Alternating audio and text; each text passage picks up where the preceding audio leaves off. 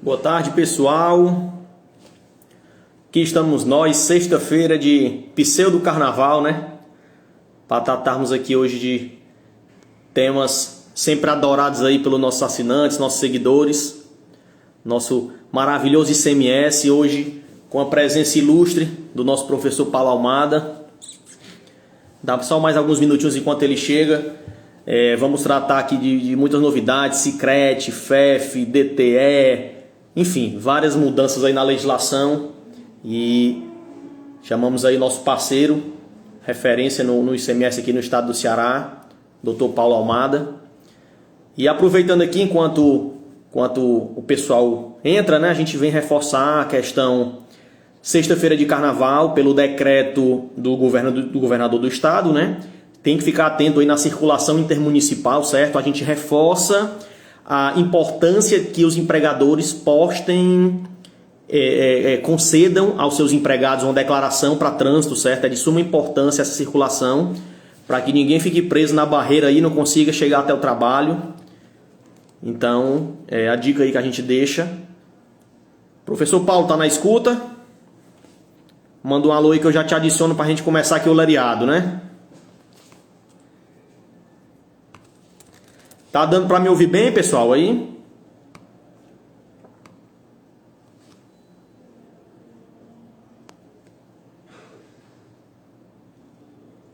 O professor Paulo aqui já está online. E aí, professor? Tudo tranquilo? Saudações, me escuta? Em tons carnavalescos, viu? Saudações, é nóis. E aí, como é que estão as coisas, rapaz? Aí? Tudo sob controle, meu filho. O que nós temos aí pra gente conversar e tal? Rapaz, tem muita coisa hoje, né? Pra gente bater um papo aqui.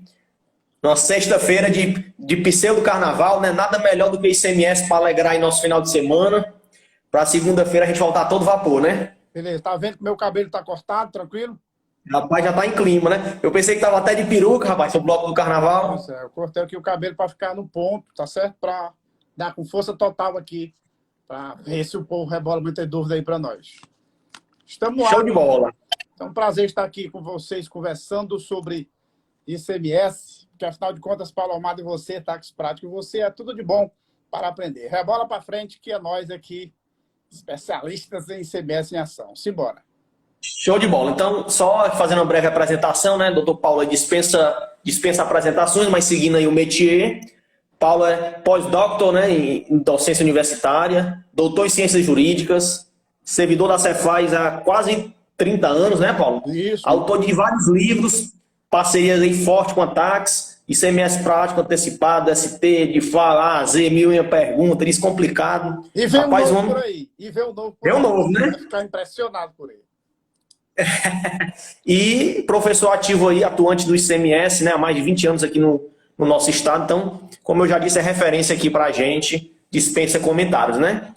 Professor Paulo, e para a gente então começar aqui o nosso lereado, né, tirando aí suas palavras, a gente trouxe aqui alguns temas, né, a gente divulgou alguns temas, e um deles é com relação ao FEF, né?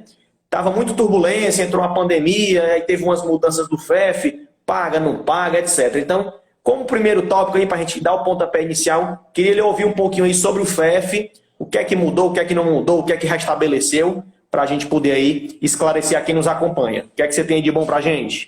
Na verdade, nós tínhamos o FEF previsto para concluir com uns 7% até o final de dezembro de 2020, né?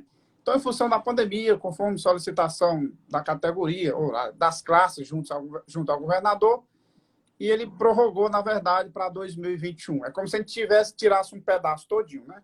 Então, foi cobrado até fevereiro, aí de março de 20. A partir de março de 2020 até dezembro, a gente traz essa caixinha agora para 2021. Então, eu pego março de 2021 até dezembro e vou cobrar aquele mesmo percentual, que no caso é 7%, referente àquele período, o mesmo período do ano passado que ficou suspenso e foi jogado agora para 2021, né?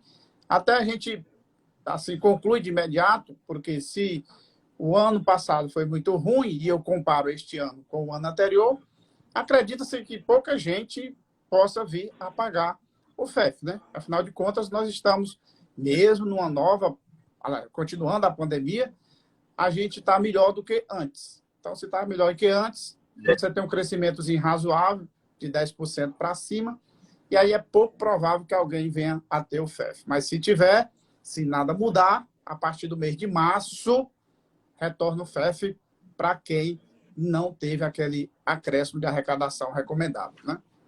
Então, só contextualizando, a gente teria aí uma pausa de um ano da cobrança do FEF, de março a fevereiro, né? Março 20 a fevereiro. E aí o que é que acontece? Provavelmente os segmentos, pela própria lógica econômica, a maioria dos segmentos não tiveram destaque na pandemia. Claro que tem os casos de pessoas do decreto 29.560, né? Alimentos, mercantis, etc., que podem realmente ter tido um pico, mas a tendência natural econômica da coisa é que a maioria das empresas, né, sujeitas aí ao RET, né, o regime especial, elas naturalmente vão atingir esse crescimento. Agora até 7%, né, professor? Aí, se eu não me engano, teve Perfeitamente. Os de 7%, 7, né? isso, 7% para quem goza, porque só lembrando que é o FEF, é o Fundo de Equilíbrio Fiscal, né? Chama assim, é uma contrapartida que o Estado cobra. Ele dá um benefício e agora foi feito, muito bem, vocês não cresceram tanto, porque afinal de contas, esses benefícios que o Estado dá para os atacadistas, que é o PCDM, né? E as indústrias, na lei do FDI, na verdade, é uma via de mão dupla. Eu te dou o benefício para tu gerar emprego e renda, logicamente, aumentar a arrecadação. Então, se você não aumentou naquele patamar que foi determinado, da forma como foi autorizado o FEF, então ele cobra esse complementozinho, né? Muita gente chia, mas na verdade eu não vejo nem motivo para chiar. Afinal de contas, você teve um benefício e está dando uma contrapartida pequena, né? Acho que é muito pequeno. Perfeito. E aí, só reforçando, né, são os RECs vinculados à carga líquida, a incentivo de importação e o FDI, né, seria a priori os abrangidos aí pelo FEF. Então, se quem nos acompanha tem algum cliente, a própria empresa vinculada aí ao FEF, saiba que até a competência fevereiro morreu. Na competência março volta, com vencimento em abril, e lembrando que tem que sempre comparar os 7% com o do ano passado, né, mês com mês, para ver se dispensa aí a cobrança pontual naquele mês, correto? Perfeitamente. Show de bola. Outro ponto que também tem chamado muito a atenção do pessoal, uma situação recente, né? É a questão do Sicredi, né? Com T de tatu no final, com T de tributária no final. Algumas pessoas estão sinalizando, professor, que está travando. Para você aí, está me ouvindo bem? Aqui para mim está 100%. Me disseram aqui também que está travando um pouco, né? Não sei. Para mim aqui está 100%. Para você tá beleza? Eu estou ouvindo 100%. Aqui, minha comandante aqui está tranquilo? Então, tá aqui de lado, o pessoal estava me dizendo que estava travando, mas já está ok. Show de bola. Então, com relação ao Sicredi, né? O que é o Sicredi? Para que ele veio? O que é que ele vai melhorar na nossa vida? Enfim, o que é que você tem de bom para dizer para a gente? Acredita-se que o Sicredi, ele basicamente é uma ferramenta, primeiro, de transparência, né? De transparência e uma forma de trazer mais agilidade ao processo, né? Então, nesse primeiro momento, você tem um grupo de empresas, de segmentos que vão poder aderir via sistema eletrônico, né? Que no primeiro momento veio para aqueles 6 segmentos da ST pela CNAE, agora recentemente já foi colocado o CISAGO, o pessoal da água mineral. Então, mas a ideia é o que é? Esse sistema incorporar todos os benefícios fiscais. Então, com isso, o Estado fica numa situação de dar maior agilidade para o contribuinte e, ao mesmo tempo, dar mais transparência, porque você fica sabendo de fato o que está acontecendo. É um sistema eletrônico totalmente inovador no Brasil, inclusive, mas como a gente sabe que é um regime especial, tem que pagar aquela taxinha, não dispensa a taxinha. Eu vi hoje algumas pessoas reclamando a questão do acesso via CIPAG, que estaria travando, não estaria acessando via o CPF do sócio, mas eu acredito que possa ser alguma acomodação no sistema, né? Afinal de contas, ele veio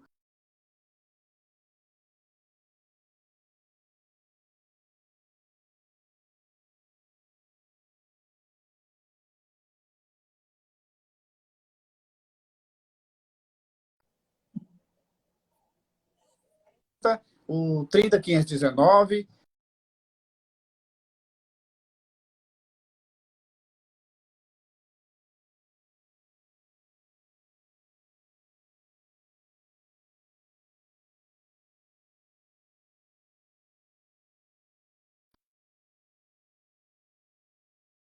Então, assim, com isso, você fica tendo mais agilidade, mais transparência, porque você vê o sistema rodando muito mais rápido. E tem mais, só lembrando que, logicamente, que não implica modificação ou critérios do que foi estabelecido no RET. Não muda nada. Inclusive, se mudar alguma legislação no decorrer do RET e seja preciso amoldar, o RET continua com o mesmo número, tudo do mesmo jeito. Apenas você amolda com a legislação que, porventura, venha a trazer algumas alterações.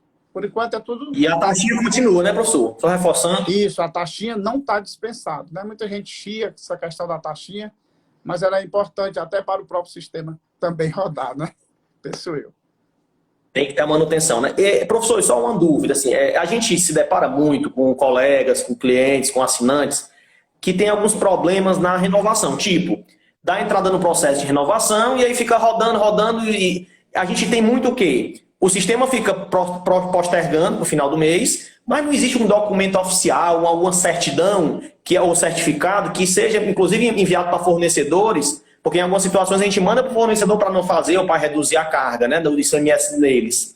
Nesse Sicredi, sabe dizer se tem alguma coisa nesse sentido que venha a ser lapidado ou apontado nisso?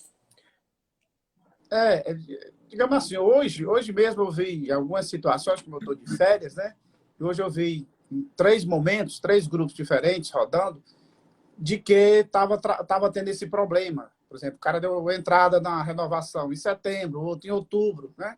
E ele não tem um documento palpável para poder exatamente contextualizar isso aí que você está falando, né?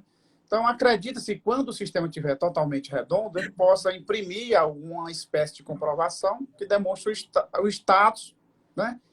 Mas ele gera um número de processos. Na verdade, a empresa que vai emitir a nota fiscal, para que o destinatário goze do benefício, o termo, a numeração do termo, penso eu que é suficiente. Afinal de contas, ele vai colocar lá embaixo imposto retido ou deixado de ser recolhido ou retido na forma do... Aí ele vai citar o número no caso que é o processo, né? E cada RET tem um número de processo. Esse número não muda. Então, talvez, ao longo das melhorias do sistema, possa ser gerado algo que é o que você está questionando e que eu vi gente questionando hoje durante o dia, da falta desse documento palpável para poder apresentar para alguém. Porque, infelizmente, a gente está muito preso a essa questão de ter um documento, um papel, né, para poder provar para alguém. Então, às vezes, fica um pouco essa dificuldade, né? Às vezes até o próprio fornecedor, né, que tem uma exigência interna e tal. Mas tranquilo, Mas, se entendido, for o vamos caso, acompanhar a pessoa aí. pode fornecer o RET, afinal de contas, o RET não é exclusivo de um contribuinte, né? Ele atende ao princípio da Mas assim, isonomia plenamente. mas o que a gente vê é, tipo, o meu RET venceu oficialmente em 31 de janeiro. Aí eu protocolei a renovação no prazo. Só que eu não tenho um novo RET, um documento oficial dizendo que o novo prazo está abrangido. O sistema fica postergando até sair o novo. E tem vezes que demora 3, 4, 5 meses, entendeu? É esse documento oficial que fica nesse limbo. Esse stand-by, né? Então, realmente é algo para ser Exato. suscitado junto à Cefaz para ver o que vem para o contribuinte ficar mais seguro disso. Eu entendo perfeitamente, né? Talvez seja um tema para ser discutido junto ao Condecon, para formalizar junto ao Condecon, que com certeza a administração da Cefaz com certeza vai ouvir com os ouvidos bastante ligados, porque, afinal de contas, vive-se num momento de parceria entre fisco e contribuinte, né? Sempre buscando as melhorias. Mas tem razão, entendi plenamente. Confesso que eu não tinha compreendido exatamente o que você falou, mas faz sentido, porque você dá a entrada e fica nesse limbo e acaba que a empresa que deu a entrada não tem um documento para passar para o fornecedor que precisa emitir o documento fiscal. Aliás, o destinatário, o comprador, precisa que o fornecedor emita o documento fiscal e a empresa goze do benefício fiscal. Realmente tem um pouco de sentido isso, mas acredita-se que logo, logo possa ser resolvido. É um ponto de melhoria, afinal de contas, tudo novo, ele vai se acomodando, né? E você vai amoldando para poder atender as partes. E também, professor, assim, só deixando claro, todo e qualquer RET, credenciamento, vai estar englobado nesse sistema, né? Não é só carga líquida, não sei o que, esse tipo de coisa, né? Algumas pessoas ficaram em turbulência, até quando saiu a primeira, a normativa 13, que ela trouxe o rol exatamente da ST pela CNAE. Aí muita gente ficou até em turbulência achando que só era para ST Piraquinai. Não é para todos os REC. Tanto é que agora em fevereiro já saiu uma nova instituição normativa, incluindo a água mineral. Perfeito, show de bola. E um cronogramazinho que saiu aí, professor, como é que é esse cronograma, essa inclusão nesse sistema? O cronograma exatamente, ato do fisco vai liberando aos poucos, vai fazendo novas inclusões, né? Acredita-se que no decorrer desse mês de fevereiro até março, você tenha mais inclusões. O cronograma é que o fisco vai incluindo paulativamente a outros segmentos. Perfeito, perfeitamente. Nós temos segmento mais comum que talvez possa ser os próximos, né? Pescados, né? Que é um bem comum, castanho de caju. Perfeito, perfeito. Perfeito. Do Sicredi, mais algum apontamento, algo importante que você julgue bacana a gente externar aí por quem nos acompanha? Atualmente ele é utilizado apenas para renovação, não é isso? Quem for entrar no primeiro momento é os moldes antigos, não mudou nada para esse aspecto, só para renovação que está dentro do próprio sistema. Pagar a taxinha, que não pode dar entrada sem o pagamento da taxinha para renovação. Deixa eu ver aqui, até pontuei mais alguma coisa. As justificativas que, porventura, o sistema deixe lá um aviso. Não, está faltando você justificar por que a arrecadação caiu. Essa justificativa é dentro do próprio sistema também, né? Bacana. Isso, perfeitamente. Eu acho que é isso mesmo. Meio que complementar o que se faz no Vipro, né, hoje? Isso, perfeitamente. Perfeito, show de bola. Professor, outro ponto também aí que está bem em alta, né, bem sendo comentado, é a questão do domicílio tributário eletrônico, DTE. O que é esse bichano? Ele vai seguir meio que o padrão da Receita? Qual o objetivo da Cefaz, a implantação, enfim. O que é que você teria para falar aí para a gente de bom sobre o DTE? Rapaz, o DTE é algo que veio para ficar, né, e no Brasil todo, até em função desse problema da pandemia. A gente verifica que a automação é algo que se agiganta de forma muito mais rápida do que a gente possa imaginar. E o DTE é como um canal, como uma plataforma eletrônica que vai segurar todos os sistemas, né? Você vê que teve algumas situações no ano passado que era para o CIGET ter migrado para o DTE. Então, por alguns ajustes, isso está acontecendo aos poucos, mas a ideia é o que é? Que vocês se comuniquem com o fisco de maneira eletrônica. Isso deixa mais ágil o processo, deixa mais transparente e todo mundo ganha mais, né? Porque a agilidade é muito rápida. E é o mesmo naipe da Receita Federal, né? Tanto dos municípios, Entendi. Dos estados. Então, a ideia dessa plataforma é que o fisco se comunique, que o fisco notifique né? Exatamente, notifique o contribuinte, que o contribuinte tome ciência, dê ciência, tudo de forma eletrônica, sem precisar se deslocar do seu estabelecimento. E veja que isso, a agilidade é muito grande, além do seu próprio ganho de tempo pessoal. Imagina você não precisar tomar ciência e se dirigir. Digamos que você está na região metropolitana, lá em Calcaia, e precisa vir até Fortaleza para tomar ciência de algum ato da Cefaz, né? Isso sendo de forma eletrônica, você ganha tempo e agilidade é algo assim fundamental. Perfeito, entendido. Mais algum apontamento, doutor, aí do DTE? Alguma relevância? Algum prazo efetivo de obrigação? A ideia é a comunicação em massa de forma eletrônica, né? Como está acontecendo aos poucos, né? Então, em breve, toda a comunicação vai ser através dessa plataforma, e aí muita coisa vai acontecendo, vai se amoldando em função das necessidades do próprio fisco e do contribuinte. Logicamente que nesse canal bom que tem com o Condecon, eles vão fazendo as suas ressalvas e a Cefaz ouvindo sempre, né? Perfeito, show de bola. Professor, aproveitando essa questão aí de obrigações e etc., uma pergunta aqui da nossa amiga Márcia. Com relação ao SPED do Simples, vai ter alguma coisa para substituir? Vai ficar só o cruzamento das notas fiscais? Rapaz, o que é que ronda sobre esse tema? Rapaz, a gente percebe que o povo está desesperado. Com saudade, né?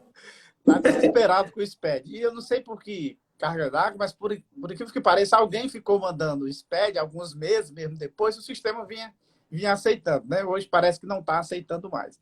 Mas o fato é que muita gente, em tanta turbulência em relação a isso, que tem gente que acha, como virou 2021, acha que o SPED voltou de novo em 2021. Não foi uma suspensão. Passou a pandemia, igual o FEF, né? Não foi uma suspensão, foi uma extinção, né?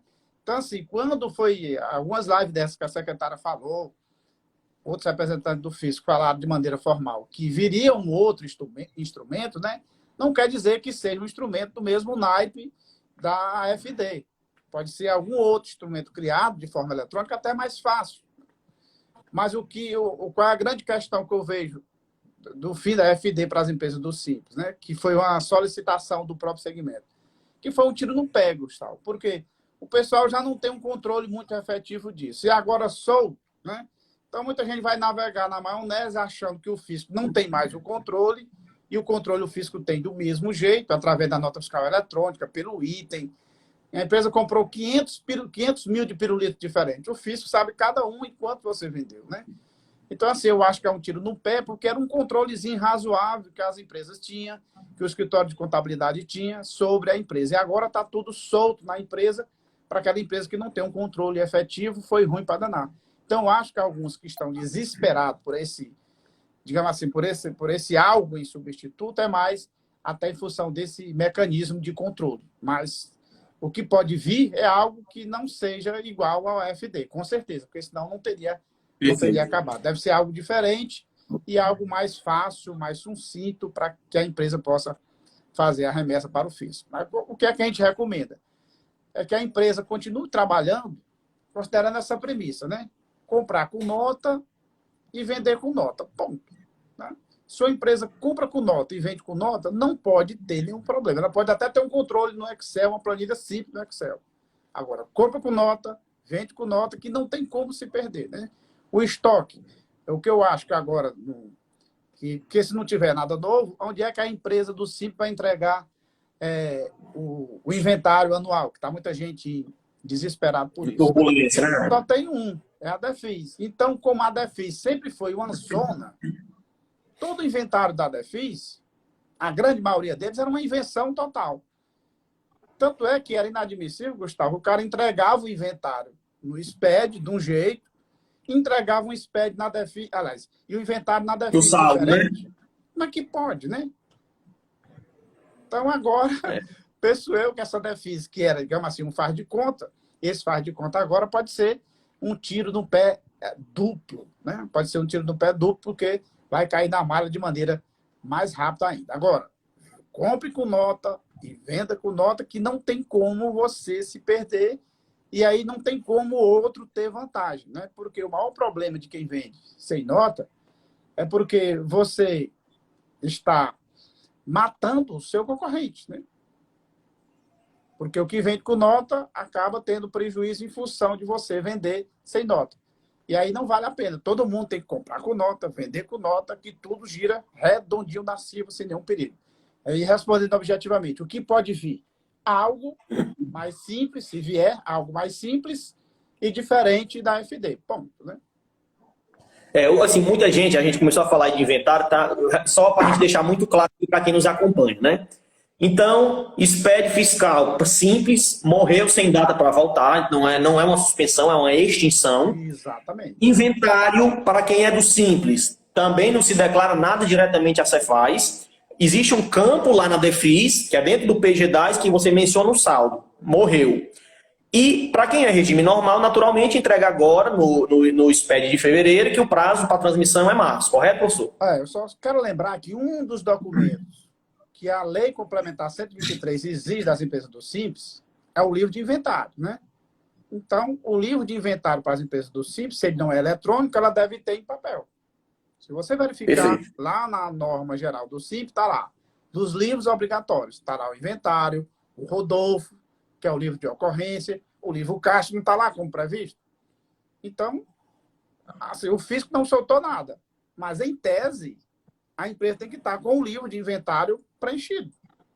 Perfeito. É assim, né? Eu não preciso transmitir, mas eu preciso controlar. Se o fisco bater na minha porta, existe respaldo legal para ele exigir, né? Perfeitamente. Livros obrigatórios para as empresas do Simples. Está lá, inventário, Rodolfo e o livro Caixa. Pronto. Me deu o livro de inventário, está lá, inventário. Pronto. Não tem. Aí já tem uma multazinha pela ausência do livro de cara, né? Ah, mas eu não sou obrigado a FD. Eu não estou lhe impedindo, não estou solicitando a entrega do inventário da FD. Estou lhe exigindo, solicitando o livro de inventário. Bom. Perfeito, perfeitamente.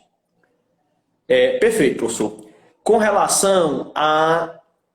Então, assim, acho que com relação ao SPED fica muito claro, é evidente, essa questão do inventário.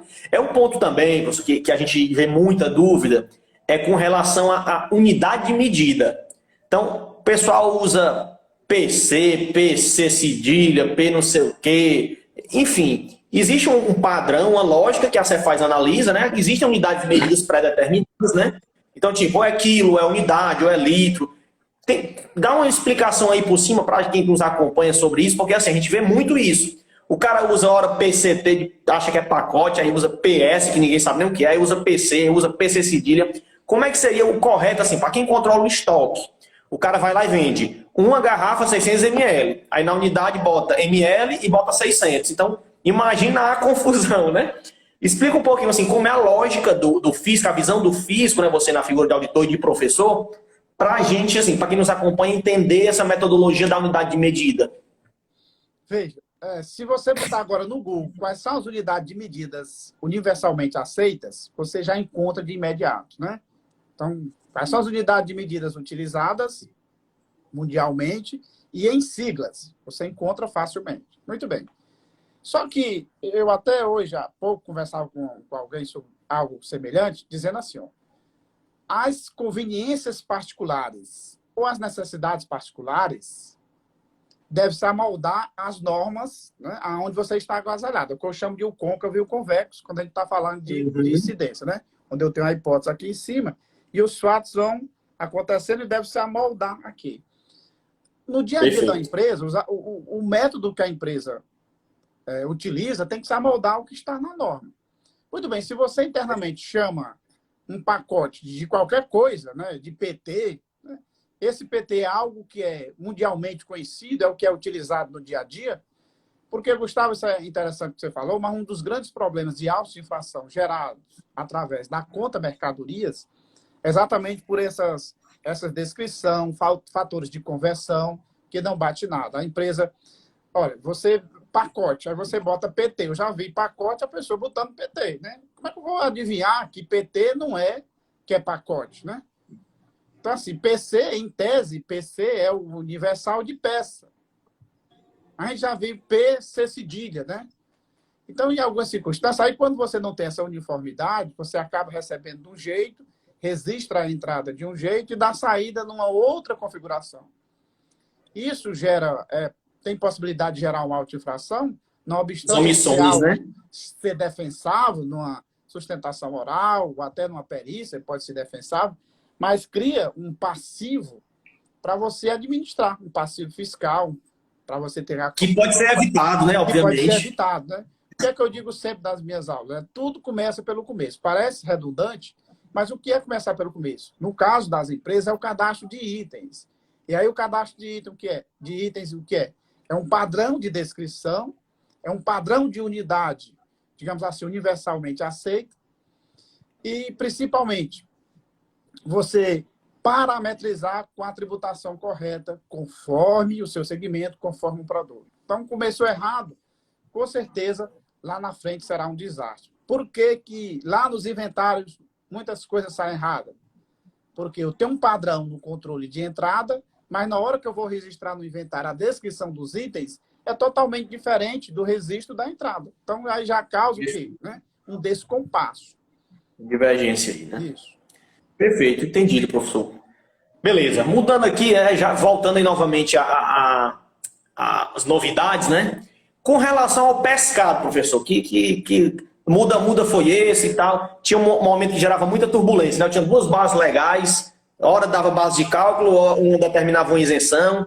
E aí, enfim, explica pra gente aí como é que está isso hoje, se tem alguma perspectiva, alguma coisa, o impacto disso naturalmente nas operações. O que é que você fala aí pra gente sobre pescado? Digamos assim, o pescado ainda, além de ser gostoso, né, é complicado. Muito bem.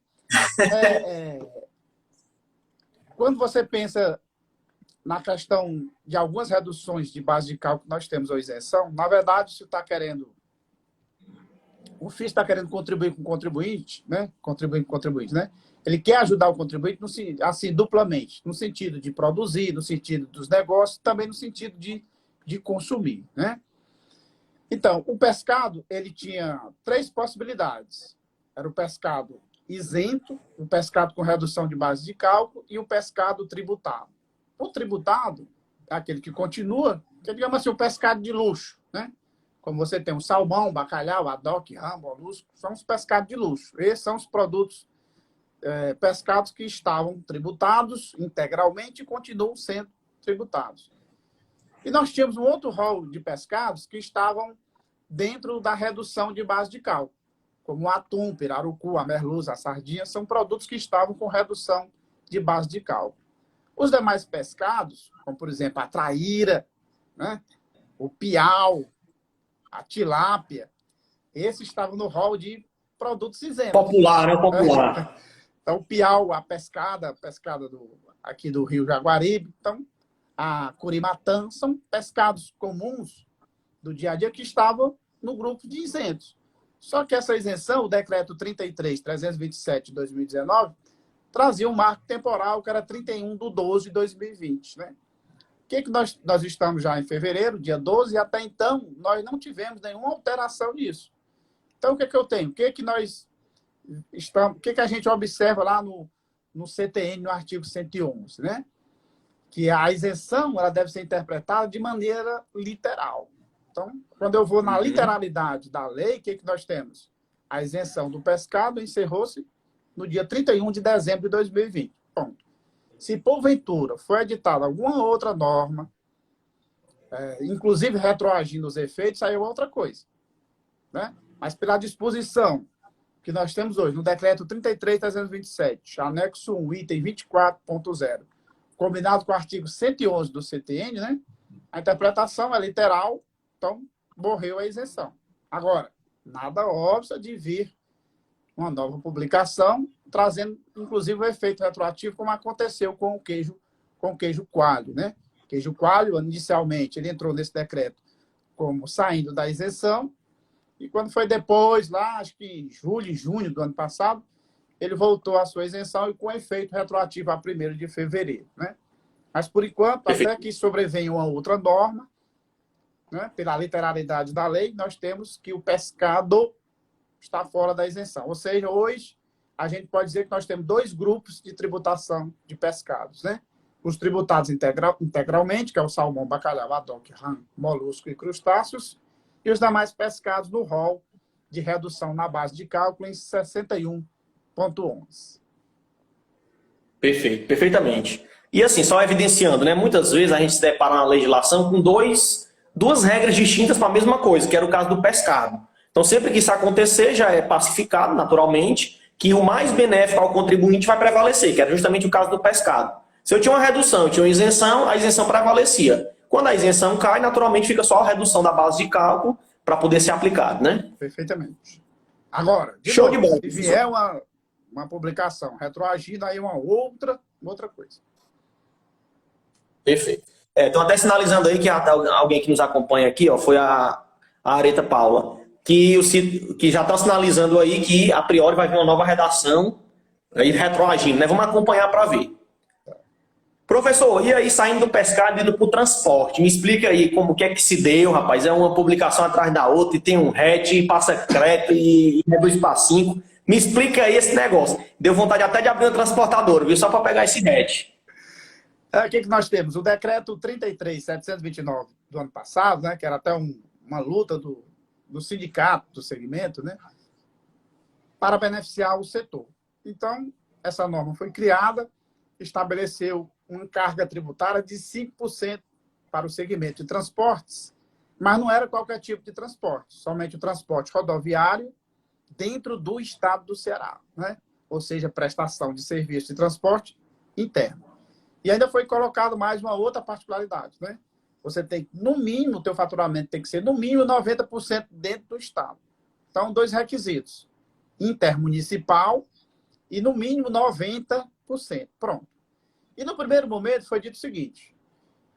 O fisco vai indicar a relação das empresas, né? O fisco está sempre trazendo, editando um ato, relacionando as empresas que vão gozar desse benefício, que, afinal de contas, o decreto identifica uma KNAI específica, que é a 49.32.02, essa KNAI específica de transporte, que vai poder gozar desse benefício, e o fisco vai relacionar as empresas. e também vai controlar que deve ser, para ter direito a pagar 5%, ele deverá faturar no mínimo 90%, no mínimo do seu faturamento dentro do Estado.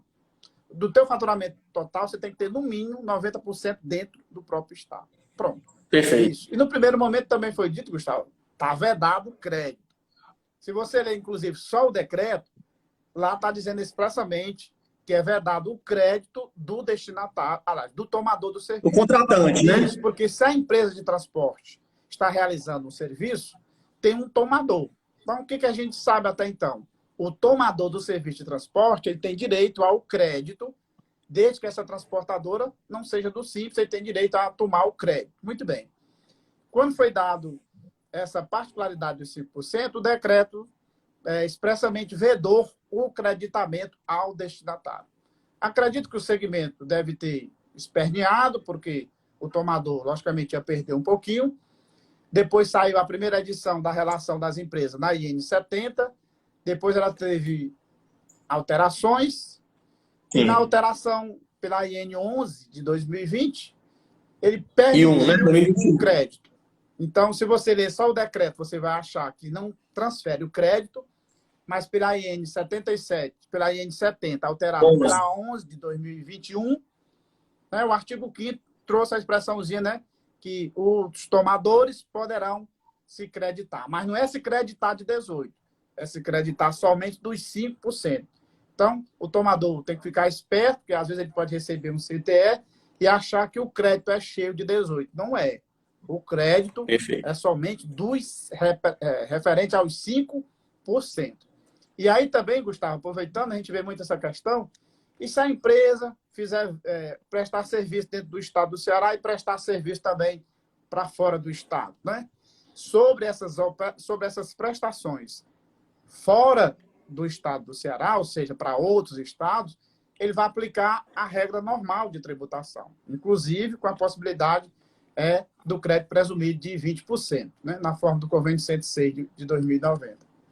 Então, é possível que uma transportadora, Gustavo, só arredondando, que ela tenha uma espécie de duas sistemáticas de apuração, né? O dos 5% para as prestações de serviço dentro do próprio Estado e a tributação normal, apuração normal ou com crédito presumido, pelas demais prestações de serviço que ela realiza. Perfeito. E deixando claro que, naturalmente, essa parte para fora do Estado tem que ser até 10%, né? Fora disso, vai ficar aí em risco a renovação do RET. Perfeitamente. Muito bem. Você está ligado. Show de bola. Professor, voltando aqui, ou melhor dizendo, continuando, né, sobre as novidades, teve também um itemzinho novo aí na lista de produtos de informática, né? O que é que você diz aí para a gente? Exatamente. A Instrução Normativa 12 de 2021, ela incluiu o produto de informática que foi o conectores para fibras ópticas, que é a NCM 85367000. Então, a Instrução Normativa 12 de 2021 incluiu os conectores no rol da IN 4 2013, que é a IN raiz dos produtos de informática, né? O que isso muda, pessoal? A gente tem que lembrar que toda vida, que um produto muda de tributação, o que repercute isso? Levantar o estoque, né? Então, se porventura você tinha esse produto conector da NCM 85367000 e vinha dando a ele uma tributação normal, sem ser substituição tributária, então, se você estava nessa situação, você vai ter que fazer o quê? Inventariar esses produtos e recolher arrolar o estoque, né? Isso, arrolar o estoque e recolher a substituição tributária sobre eles. Gustavo, professor, nessa situação, só uma dúvida, nessas situações aí, há a possibilidade de parcelamento ou tem que ser de uma vez? A Instrução Normativa, inclusive, nem fala da questão do inventário, né? É algo implícito que nós temos que ter em mente. Mudou de tributação, se arrola o estoque, né?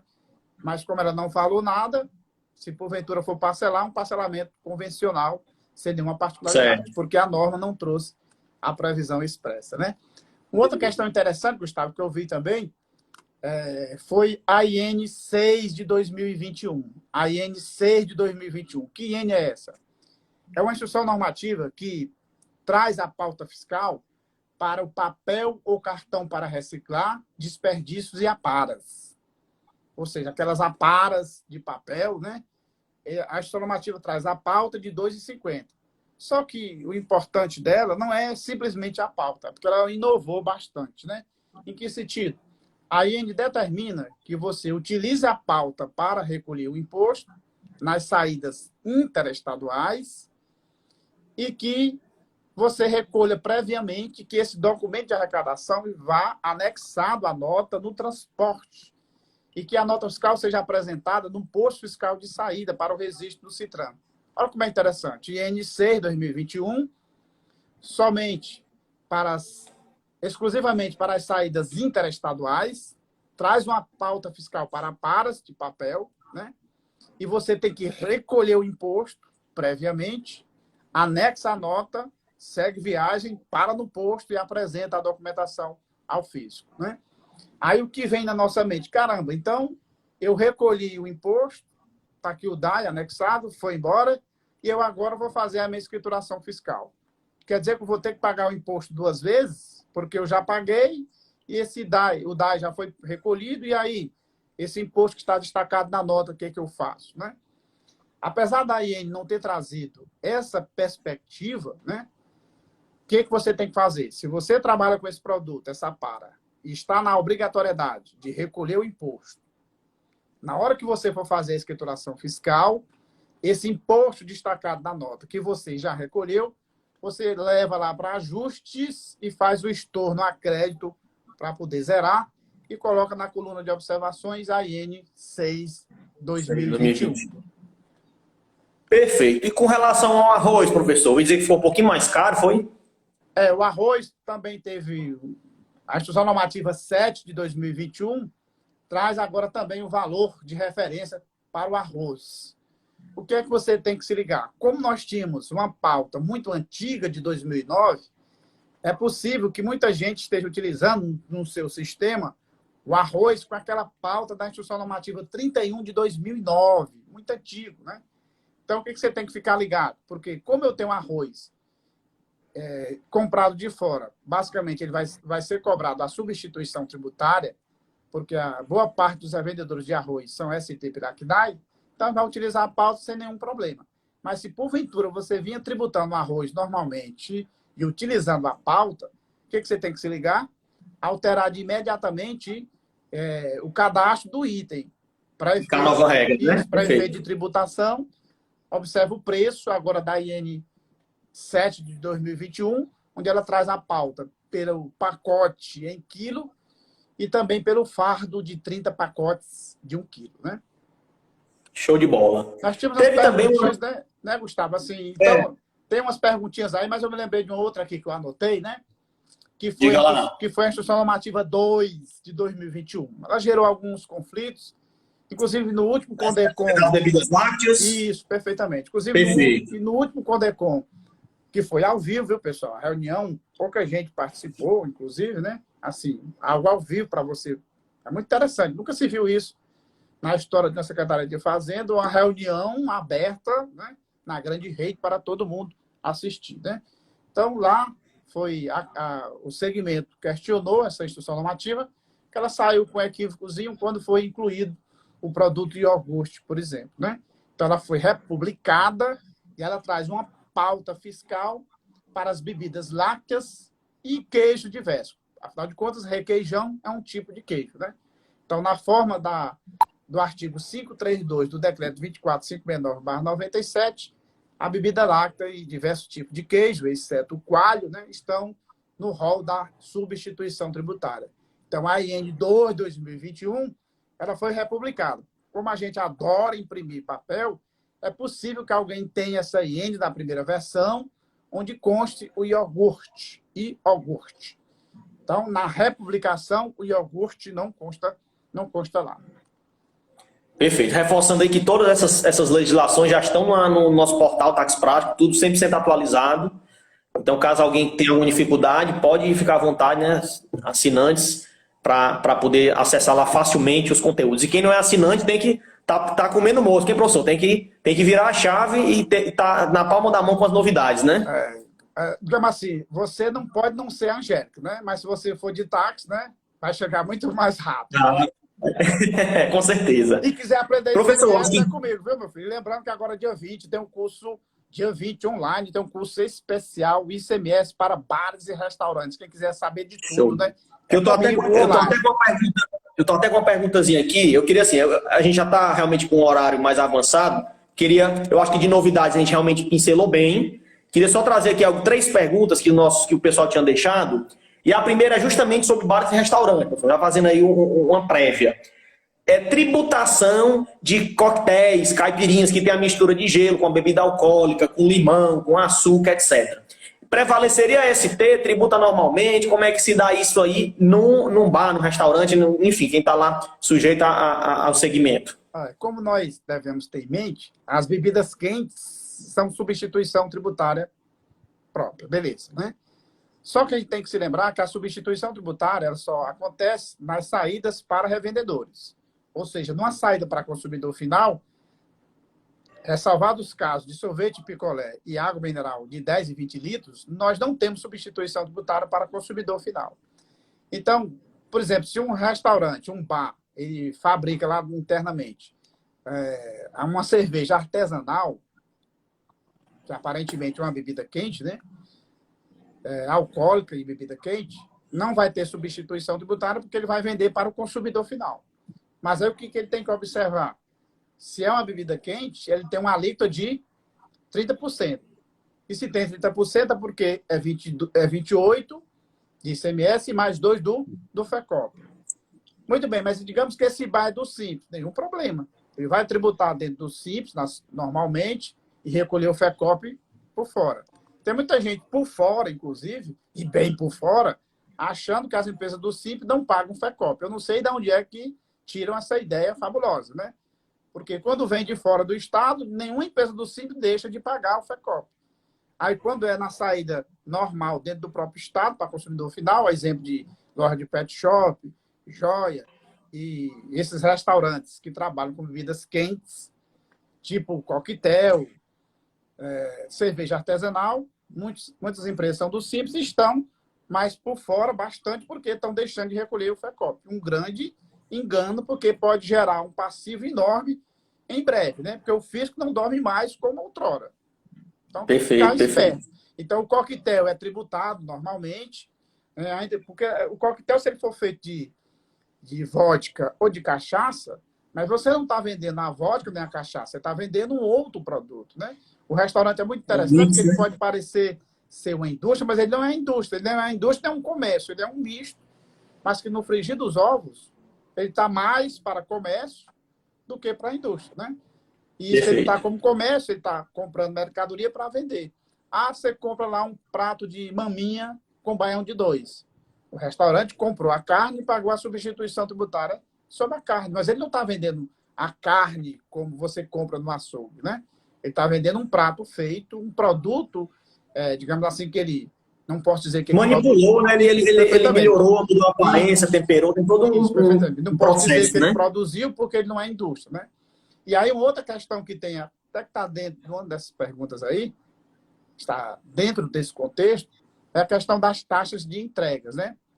Como hoje está na moda o delivery, então tem meio mundo de gente que está fazendo venda e realizando a entrega.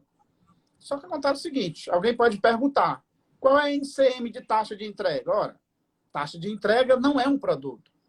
Você vende refeições e tem uma taxa de entrega. Se você for fazer uma leitura mais rápida, você vai achar que a taxa de entrega ela está na composição da base de cálculo do ICMS. Você pode encontrar várias literaturas da Secretaria de Fazenda de São Paulo, do Paraná, do Rio Grande do Sul, até do Ceará, dizendo o seguinte, tudo que você cobra do destinatário compõe a base de cálculo do ICMS.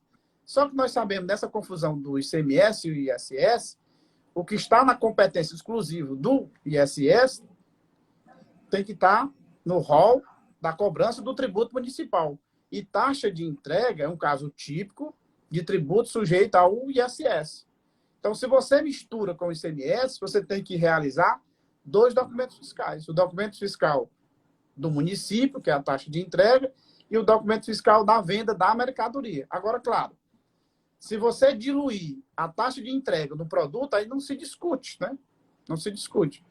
Mas se você emitir um documento fiscal, por exemplo, um sanduíche, e descrever o outro item em taxa de entrega, você está criando uma anomalia que o fisco estadual, logicamente, que vai gostar de você tributar, mas o fisco municipal não vai gostar porque você está pagando ao fisco errado, né? E aí tem aquela Devidamente, né? questão, por que você paga imposto a mais do que o devido e ainda corre risco, né? Porque paga mal. E por que você paga mal? Porque você desconhece as normas para os casos concretos, né? Perfeito.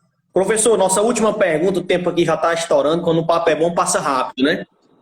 Com relação ao crédito da substituição tributária da energia, uma indústria que vem adquirir energia, pode fazer jus à tomada desse crédito? O que é que você falaria aí para a gente? Como nós sabemos, a substituição tributária, eu até fiz algumas postagens recentemente, a substituição tributária pode gerar crédito? Pode, né? Isso é o princípio básico do ICMS, que é o princípio da não coletividade, né?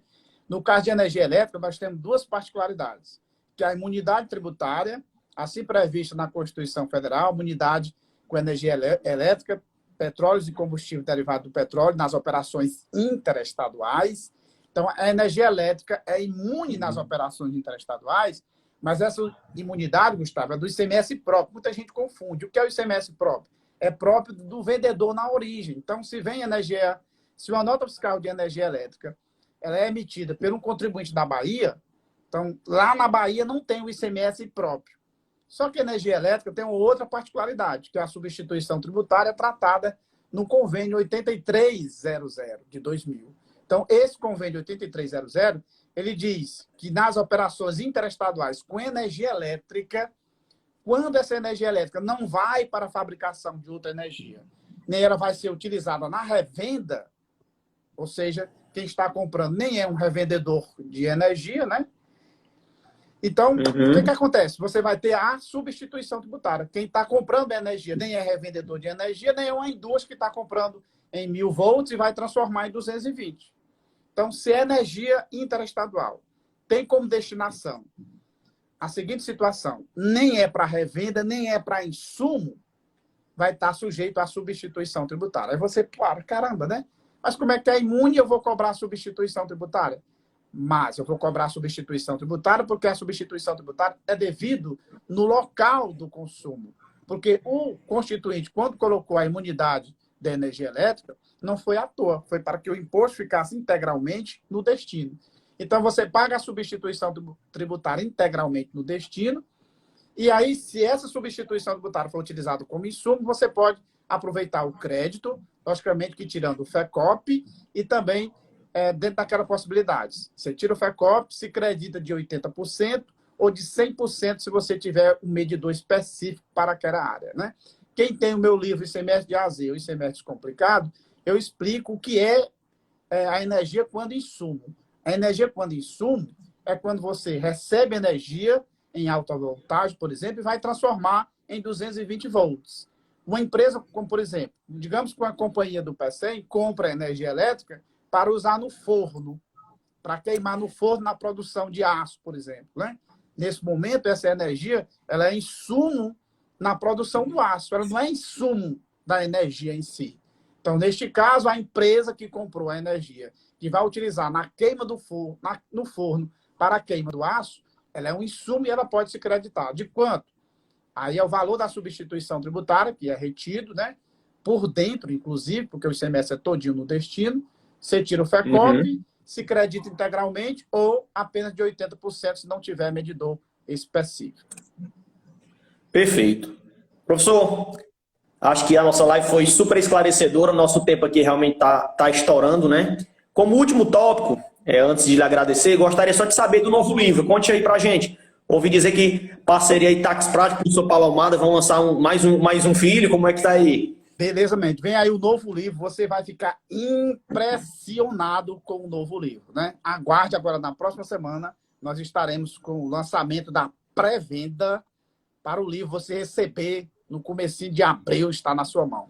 Você vai ficar impressionado com o novo livro de ICMS, né? Feito para você. Show de bola. Show, professor. Então, agradeço demais aí sua participação, agradeço a todos. A nossa live vai ficar gravada. E é isso. Uma boa tarde, um bom carnaval aí, pseudo carnaval, né? Todo mundo tenha muito cuidado aí com o Covid que tá solta. E mais uma vez, muito obrigado. Até a próxima. Saudações a todos. Paulo Amado e você. Valeu.